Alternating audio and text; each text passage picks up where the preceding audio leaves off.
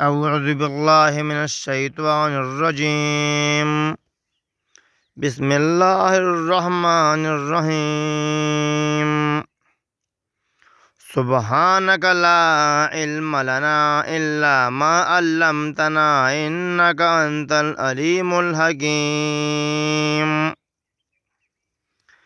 رب اشرح لي صدري ويسر لي أمري واحلل عقدة من لساني يفقه قولي. نن زمون د بیان موضوع ده د سرور کائنات صلی الله علیه و آله وسلم فضیلت، فضائل یا غورواله د حضرت ابی هریره رضی الله تعالی عنہ نا روایت ته چې رسول الله صلی الله علیه و آله وسلم او فرمایل چې د قیامت په ورځ به زه د تمام اولاد آدم سردار یم او د ټولو نه مخکې به زه له قبر نه پورته شم او د ټولو نه مخکې به شفاعت زه کوم او د ټولو نه مخکې به شفاعت زما قبول شي. د حضرت انس رضی الله تعالی عنہ نا روایت ده چې رسول الله صلی الله علیه و آله وسلم او فرمایل چې د قیامت په ورځ به د ټولو نبیانو نه زیات زما تابعدار وي او زه به اول د هغه چا نه یم چې ټکوي به دروازه د جنت. دا حدیث مسلم راغسته دی. هم دغه انس رضی الله تعالی عنہ نا روایت دی چې رسول الله صلی الله علیه و آله وسلم او فرمایل چې د قیامت په ورځ به زه راشم د جنت دروازې له، یعنی دې د پاره چې دوره چې خلاصه کړم خازن د جنت بارانه تپوس وکړي چې ته څوک یې؟ زه به ورته جواب ورکړم چې زه محمد یم صلی الله علیه و آله وسلم. خازن به وایي چې ما ته حکم کړی شوی دی چې ستاسو نه مخکې هېڅ چاته دروازه خلاصه نه کړم.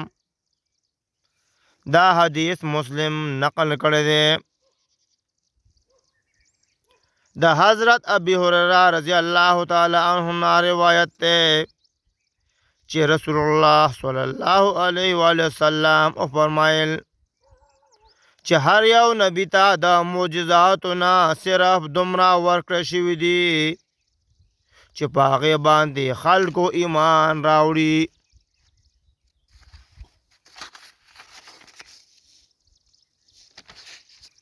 او ما ته چې کومه معجزه ملاو شوې ده هغه د الله تعالی وحی ده، کومه چې زما په طرف لیږلې ده او زه دا امید لرم چې ام به زه له دوی نه زیات په تابعدارانو کې، یعنی په امتیانو کې په ورځ د قیامت. دا حدیث بخاری مسلم نقل کړی دی. د ابو مالک اشعری رضی الله تعالی عنہ نا روایت دی چې رسول الله صلی الله علیه وسلم او فرمایل چې الله تعالی تاسو د دریو شیانو نه بچ کړی. یو دا چې ستاسو نبی ستاسو د پاره خیرې نه کوي چې تاسو د هغې نه هلاک شئ، یعنی دویم دا چې اهل باطل به هیڅکله په اهل حق باندې غلبه ونه کړي. اهل باطل به هیڅکله په اهل حق غلبه ونه کړي. او دریم دا چې تاسو ټول گمراه نشئ. دا حدیث ابو داود راغستی دی. مطلب دا چې هر یو نبی د خپل قوم د پاره خیرې کړی دي، نو الله تعالی بلا هدایت نه هلاک کړی دي. او رسول الله صلی الله علیه و آله وسلم د خپل قوم د پاره آزار نه دی کړی. د حضرت ابي هريره رضی الله تعالی عنه نه روایت ده چې صحابه کرامو عرض وکړو اے د الله رسوله، د نبوت د پاره تاسو د کوم وخت نه ټاکل شوي یې؟ وی فرمایل هغه وخت چې آدم علیه السلام د روح او جوسی ترمنځ و. دا حدیث ترمذی راغستی دی. یعنی کالبد د آدم علیه السلام جوړ کړی شو او روح پکې نه و پوکلی شوی. مطلب دا چې آخري پیغمبر صلی الله علیه وسلم د انسان د پیدایش نه مخکې د رسالت او نبوت د پاره مقرر کړی شوی و. د ارباز بن ساریه رضی الله تعالی عنه نه روایت ده چې رسول الله صلی الله علیه و آله وسلم فرمایل چې زه د الله تعالی سره هغه وخت خاتم النبیین لیکل شوی وم کله چې آدم علیه السلام اخلی شوی خټه پرته وه. او زه تاسو ته خبر درکوم چې اول کار د نبوت خپل چې زه دعا د ابراهیم علیه السلام ام. یعنی چې کله ابراهیم علیه السلام کعبه جوړه کړه او بیا یې الله تعالی ته سوال وکړو، یعنی چې ربنا وابعث فیهم، یعنی تر اخره پورې، یعنی ای الله ولیږه په دې قوم کې پیغمبر له دوی د جنس نه چې لولي په دوی آیاتونه ستا. او زه بشارت د عیسی علیه السلام ام. یعنی عیسی علیه السلام په تورات کې دا خبر ورکړو او خوب ام د مور زما هغه وخت چې لیدلی و په وخت د پیدایش زما کې چې ظاهر شو یو نور په مخامخ د دې کې چې رڼا شوه ښکاره شو محلات د شام ورته. دا روایات بغوی په شرح السنه کې نقل کړی دی. د حضرت جابر رضی الله تعالی عنه روایت دی چې رسول الله صلی الله علیه و آله وسلم فرمایل چې د قیامت په ورځ به زه د تمامو انبیاو او رسولانو قائد ام. او زه دا خبره فخر سره نه کوم او زه خاتم النبیین ام.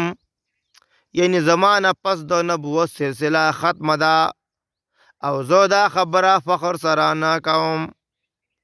او شفاعت کوونکې اول کس به زه یم او د ټول نه مخکې به زما شفاعت قبلیږي او زه دا خبره فخر سره نه کوم. دا حدیث دارمی راغستی دی.